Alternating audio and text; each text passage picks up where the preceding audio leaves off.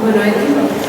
Excelentíssimo Sr. Presidente da Assembleia Municipal, Excelentíssimo Sr. Presidente da Câmara Municipal de Alpiarça, Senhores Vereadores, Excelentíssimo Sr. Presidente da Junta de Freguesia de Alpiarça, Senhores Deputados Municipais e caros munícipes.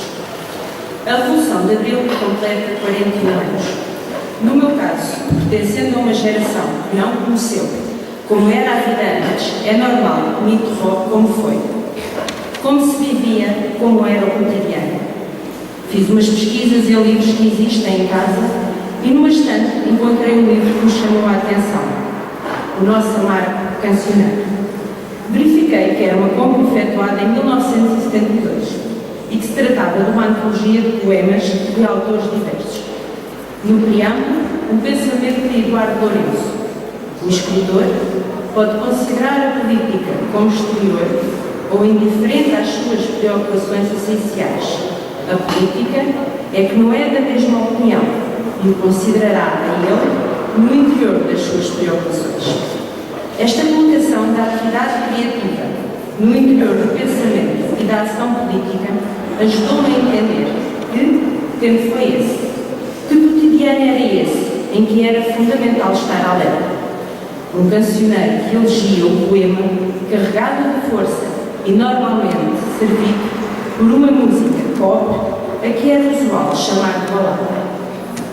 Um cancioneiro que elegia a força da palavra que era cantada em convívios académicos, em associações recreativas, em cooperativas, ao ar livre. Logo no início, com um texto de Alexandre Bonil, uma canção de José Mário Branco. Perfilados de medo, agradecemos o medo que nos leva da loucura. Decisão e coragem valem menos e a vida sem viver é mais segura. Mais à frente, um poema célebre de António Julião, Calçada de Carris, o retrato do cotidiano triste, que no caso das mulheres era ainda mais amargo. Luísa sobe a calçada, sobe e não pode, que vai cansada.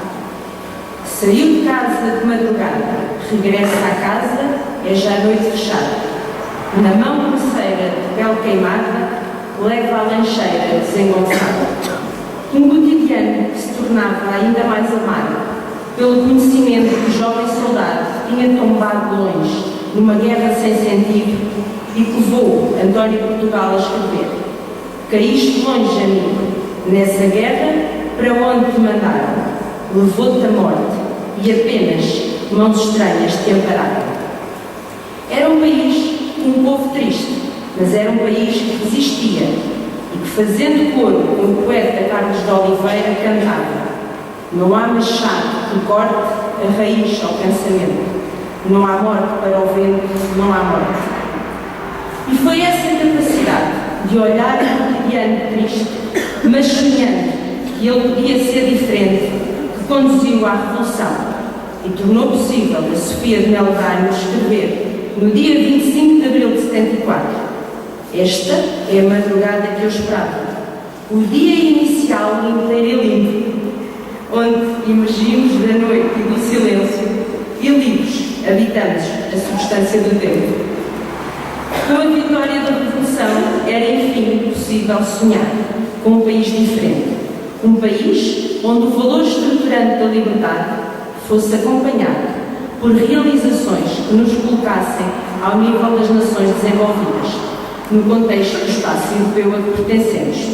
E para mim, nascida 3 anos depois da Revolução de Abril de 74, foi gratificante crescer numa realidade virada para a procura do bem-estar coletivo, aprender numa escola de acesso universal, viver com um sistema de saúde inclusivo, acreditar que este país, que tinha sabido vencer os cotidianos tristes, não voltaria a sussurrar. A adesão à CEE, acompanhada pelo enorme caudal de fundos comunitários, contribuiu para criar a ilusão de que não mais voltaríamos a ser esse povo triste que Eduardo Cageiro fotografou de forma tão brilhante. Infelizmente, não está a ser assim. Nestas 4 décadas de democracia, enfrentamos 3 acordos internacionais de auxílio financeiro à nação, sendo que este que estamos a viver é o mais duro e desesperado.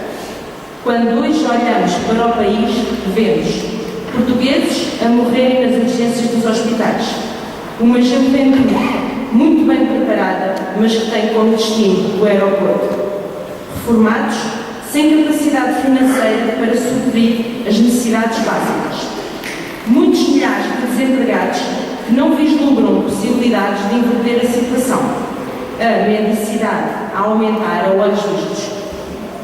E verificamos a injustiça de uma realidade que privilegia o mundo financeiro, com as instituições que o suportam a serem supervalorizadas e, quando necessário, defendidas pelo erário público. E mais triste ainda, verificamos como o fenómeno da corrupção, nos mais diversos níveis, passou a dominar estruturas fundamentais de decisão. Claro que a cegueira que domina muito da ação europeia não ajuda, mas as culpas que são nossas não podemos empurrar para os outros. É preciso inverter a situação. E voltando a socorrer da poesia, evoco uma canção recente que o José Jorge Letria e o Carlos Alberto Muniz, que retrata esta desesperança, mas é também um convite para que, de novo, saibamos descobrir os dias lindos. Como foi que aqui chegamos? Com a dor da incerteza que amarra Portugal ao peso desta tristeza.